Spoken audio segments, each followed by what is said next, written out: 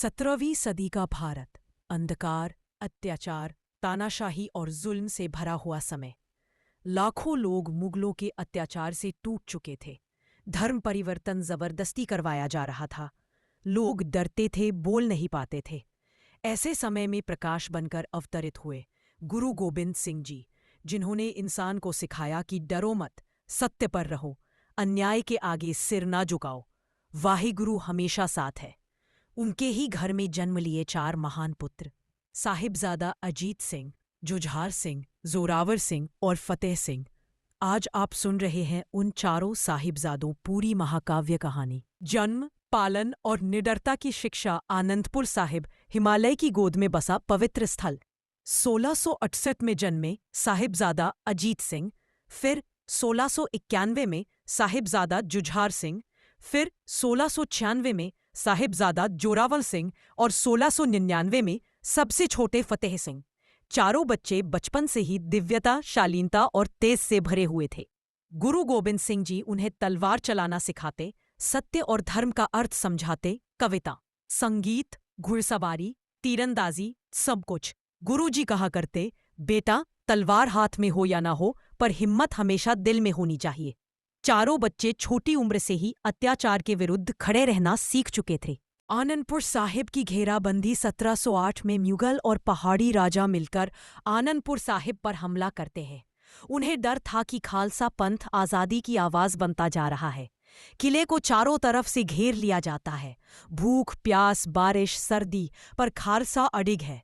साहिबजादे दिन रात किले की दीवारों पर तैनात रहते हैं। अजीत सिंह सैनिकों का जोश बढ़ाते, जुझार सिंह लड़ाई की तैयारी करवाते। छोटे साहिबजादे सैनिकों को पानी और लंगर पहुंचाते।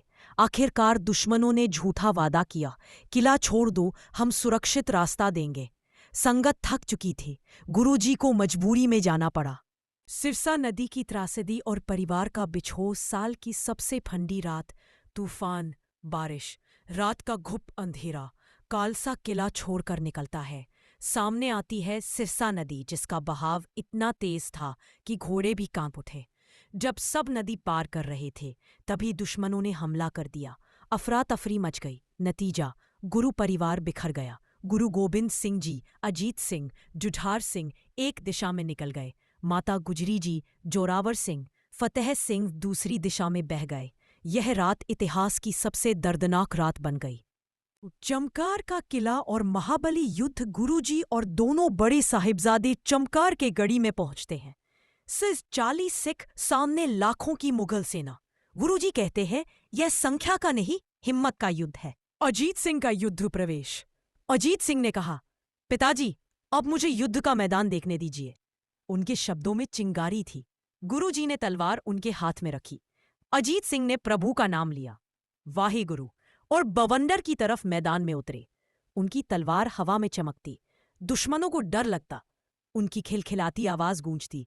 सिंह की दहाड़ नहीं सुनी कभी। सैकड़ों मुगल उनसे टकराने की हिम्मत नहीं कर पाए।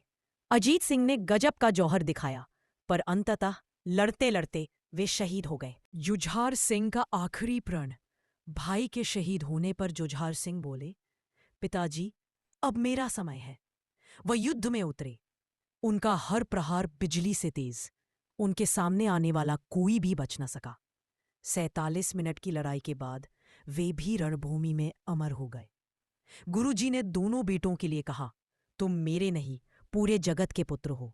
छोटे साहिबजादों का साहस। उधर माता गुजरी जी और दोनों छोटे साहिबजादे, 9 साल के जोरावर सिंह, 7 साल के फतेह सिंह, एक ब्राह्मण गंगू के साथ रुके।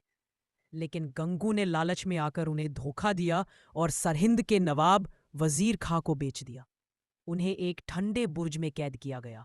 कड़कड़ाती ठंड, हड्डियां जमा देने वाली हवा, पर दोनों बच्चे दिव्य प्रकाश की तरह चमकते रहे।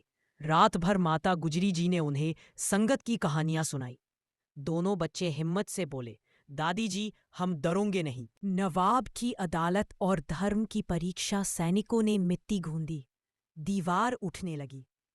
जोरावर सिंह और फतेह सिंह के चारों तरफ ईंटें लगनी शुरू हुई।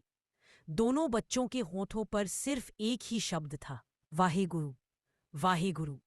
दीवार सीने तक पहुंची, लेकिन दोनों बच्चे निर्भीक खड़े थे। जब दीवार पूरी हुई दोनों बेहोश हो गए। उन्हें बाहर निकाला गया और वहीं उनका शहीदी अंत हो गया। ठीक उसी समय माता गुजरी जी ने भी ठंडे बुर्ज में शहीदी पाली। गुरु गोबिंद सिंह जी की प्रतिक्रिया। जब गुरु जी को छोटे साहिबजादों के शहीद होने की खबर मिली, उन्होंने आकाश की ओर देखा और कहा, हे प्रभु, 4 बेटों की चिंता नहीं। तूने मुझे लाखों सिंह और सिंगनियां दी हैं। मेरा हर सिख मेरा पुत्र है। यह वाणी आज तक इतिहास के पन्नों में अमर है। चारों साहिबजादों की अमर विरासत। चारों साहिबजादों ने दुनिया को यह दिखाया, धर्म की रक्षा उम्र नहीं देखती, साहस शरीर में नहीं, आत्मा में होता है। निडर होना खालसा की पहचान है। अन्याय के आगे झुकना मौत से भी बुरा है। उनकी शहादत आज भी इंसानियत के इतिहास में सबसे ऊंचे स्थान पर है। समापन। 4 दिए, 4 सूरज, 4 साहिबजादे एक परिवार के नहीं, पूरे मानव समाज के पुत्र हैं। उनका बलिदान सिर्फ सिख इतिहास नहीं, पूरी मनुष्यता का इतिहास है।